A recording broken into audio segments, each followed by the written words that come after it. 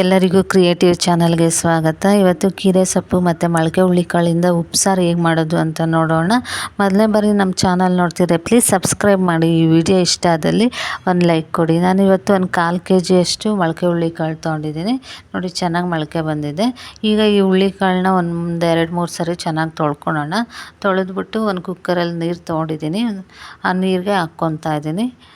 ಸ್ವಲ್ಪ ನೀರಿಗೆ ಹಾಕ್ಕೊಳ್ಳೋಣ. ಬೇಕಾದ್ರೆ ಆಮೇಲೆ ಸೊಪ್ಪು ಹಾಕಬೇಕಾದ್ರೆ ಹಾಕ್ಕೊಂಡ್ರಾಗುತ್ತೆ. ಇಲ್ಲಿ ಕುಕ್ಕರ್ ಮೇಲೆಲ್ಲ ಉಪ್ಪಿಬಿಡುತ್ತೆ. ನೋಡಿ, ನಾನು ಒಂದು 1/4 kg ಅಷ್ಟು ಮೊಳಕೆ ಹುರುಳಿಕಾಳು ತೊಗೊಂಡಿದ್ದೀನಿ. ಈಗ ಆ ಕಾಳು ಮುಳುಗೋಷ್ಟು ನೀರು ಹಾಕ್ಕೊಂಡು ಉಪ್ಪು ಹಾಕ್ಕೊತಾ ಇದ್ದೀನಿ. ಉಪ್ಪು ಹಾಕ್ಕೊಂಡು ಕುಕ್ಕರ್ ಕ್ಲೋಸ್ ಮಾಡಿ ಒಂದು 3 ವಿಷಲ್ ಕೂಗಿಸ್ಕೊತೀನಿ ನಾನು. ಇದು ಹಳೆ ಕಾಳಾಗಿರೋದ್ರಿಂದ ಒಂದು 3 ವಿಷಲ್ ಕೂಗಿಸ್ಕೊತೀನಿ. ಹೊಸ ಕಾಳಾದರೆ ಒಂದು 2 ವಿಷಲ್ ಕೂಗಿಸ್ಕೊಂಡ್ರೆ ಸಾಕಾಗುತ್ತೆ. ಈಗ ನೋಡಿ, ನಾನು ಕೀರೆ ಸೊಪ್ಪು ತೊಗೊಂಡಿದ್ದೀನಿ. ಒಂದು ಕಟ್ಟಷ್ಟು ಕೀರೆ ಸೊಪ್ಪು ಎಳೆದು ಕಡ್ಡಿ ಸಮೇತ ತೊಗೊಂಡಿದ್ದೀನಿ. ಕಟ್ ಮಾಡಿ ಹಾಕ್ಕೊಳ್ಳೋಣ. ಈಗ ಕುಕ್ಕರ್ ನೋಡಿ ಕೂಗಿಸಿದ್ದೆ. 3 ವಿಷಲ್ ಕೂಗಿ ಆರಿದ ನಂತರ ನೋಡಿ ಚೆನ್ನಾಗಿ ಬೆಂದಿದೆ. ನೀರು ಸ್ವಲ್ಪ ಕಮ್ಮಿ ಇದೆ. ಈಗಲೇ ಹಾಕ್ಕೊತಾ ಇದ್ದೀನಿ ನಾನು ನೀರಿಗೆ ಹಾಕ್ಕೊಂಡು ಒಂದು ಕುದಿ ಬರಬೇಕು. ಆವಾಗ ಸೊಪ್ಪು ಹಾಕ್ಕೊಳ್ಳೋಣ. ನೀರು ಹಾಕ್ಕೊಂಡು ಒಂದು ರೌಂಡ್ ಮಿಕ್ಸ್ ಮಾಡ್ಕೊಳ್ಳೋಣ. ಈಗ ಸೊಪ್ಪು ಹಚ್ಚಿಟ್ಕೊಂಡು ಹಾಕ್ಕೊತಾ ಇದ್ದೀನಿ. ಕಡ್ಡಿ ಸಮೇತ ಹಾಕ್ಕೊಂಡಿದ್ದೀನಿ ನಾನು, ಚೆನ್ನಾಗಿರುತ್ತೆ ಟೇಸ್ಟು ಅಂತ. ನೀವು ಎಳೆ ಕಡ್ಡಿ ಆದರೆ ಹಾಕ್ಕೊಳ್ಳಿ, ಬಿಸಾಕಬೇಡಿ ಕಡ್ಡಿನ, ನಾರಿನಂಶ ಇರುತ್ತೆ. ಅದಕ್ಕೋಸ್ಕರ ಕಡ್ಡಿ ಸಮೇತ ಹಾಕ್ಕೋಬೇಕು. ನೋಡಿ, ಈಗ ಸೊಪ್ಪನ್ನ ಚೆನ್ನಾಗಿ ಮಿಕ್ಸ್ ಮಾಡ್ಕೊತಿದ್ದೀನಿ ಕಾಳಲ್ಲಿ. ಒಂದು 5 ನಿಮಿಷ ಬೆಂದರೆ ಸಾಕಾಗುತ್ತೆ. ಇದು ಅಷ್ಟರಲ್ಲಿ ಬೆಂದ್ಬಿಡುತ್ತೆ. ಎಳೆ ಸೊಪ್ಪಾಗಿರೋದ್ರಿಂದ ಒಂದು 5 ನಿಮಿಷ ಬೆಂದರೆ ಬೆಂದ್ಬಿಡುತ್ತೆ.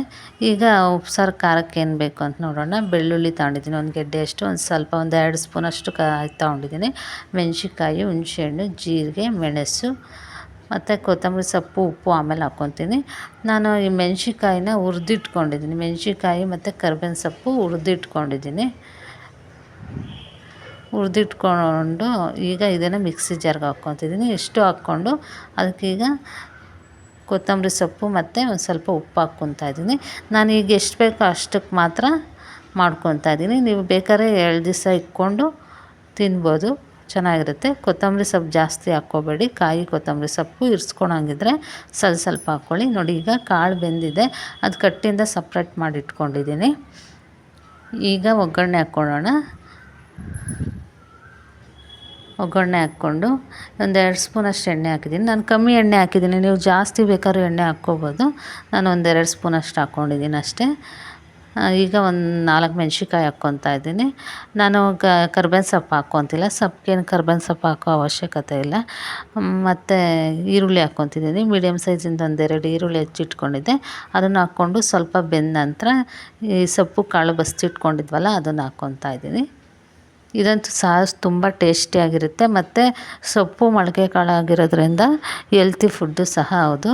ಡಯಟ್ ಮಾಡೋರಿಗೆ ಒಳ್ಳೆ ಫುಡ್ ಇದು. ಊಟದ ಬದಲು ಇದನ್ನೇ ತಿಂದರೂ ನಡೆಯುತ್ತೆ. ಕಟ್ಟು ಕುಡಿಲೂಬಹುದು.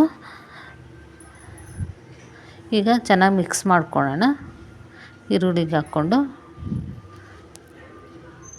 ಈ ಉಪ್ಪು ಬೇಕಾದ್ರೆ ಹಾಕ್ಕೊಳ್ಳಿ. ಉಪ್ಪು ಹಾಕ್ಕೊಂಡು ಈಗ ಕಾಯಿ ಮತ್ತು ಕೊತ್ತಂಬರಿ ಸೊಪ್ಪು ಹಾಕ್ಕೊತಾ ಇದ್ದೀನಿ.